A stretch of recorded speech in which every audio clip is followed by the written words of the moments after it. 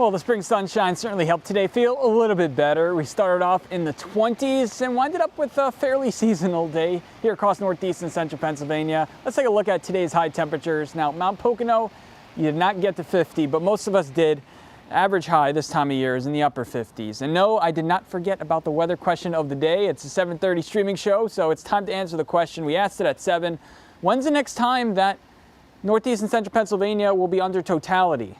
And the answer is 2144. So I don't want to say it this way, none of us are going to be alive. Our kids may not even be alive. So that's why you have to enjoy when things are close.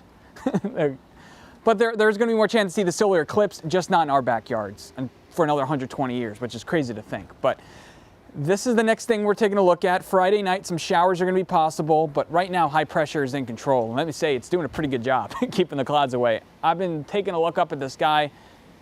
No luck finding any clouds out there. The winds are now out of the south, which is steering in a warmer flow. Those temperatures right now still in the 40s and 50s. You have 49 in Forkston, 51 in Jersey Shore, and then 51 there in Milton at this hour. And of course, it is much warmer than what we were yesterday. Here's a great view there in Milford with those maples that are now beginning to blossom there. And a view off our roof cam where I don't think you can quite see PNC Field, but there's a big game there going on, the first game of the season. It's a relatively chilly evening, continuing to be so. Again, no real clouds to talk about there in Pottsville. Those temperatures dropping into the lower 30s for the overnight under crystal clear sky. We needed this last week when there was a full moon, but unfortunately we didn't get that. So I think we got a waning gibbous moon. There is a couple things to watch. A freeze warning in effect once again for the lower Susquehanna Valley. Most of us getting to about freezing overnight, bringing those plants in, but also a red flag warning. The winds will be high and the humidity is going to drop tomorrow afternoon. So potentially some frost there. Humidity values about 90%, but take a look as we get into the afternoon. We're talking about humidity values around 30%, which could add to fire danger.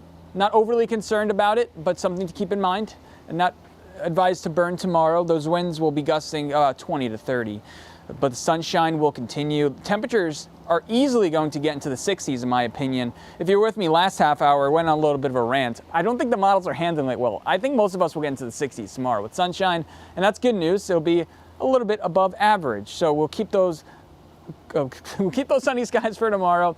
A sprinkle is going to be possible in the evening. Baseball practice, though, should be fine for tomorrow. Baseball and softball practice should be fine. Friday, another mostly sunny day, but then I think a more substantial rain chance in the second half of the day. We're talking about maybe when you're having that dinner, your date night plans maybe, Friday night, tracking some showers. And after that, it does turn cooler, but not as cool as it has been. We're talking about a brief blip and a brief drop to those temperatures. They'll be getting into the 30s Saturday morning, but warming up quickly into the upper 50s, lower 60s Saturday afternoon. And then Sunday for the marathon, a half marathon in the morning, I'll be there. Temperatures will be seasonal. I'm looking forward to that. And then it does warm up as we go into next week as well, back into the 70s, but also some rain chances, but looking pretty good as we head into mid-April here across northeast and central Pennsylvania.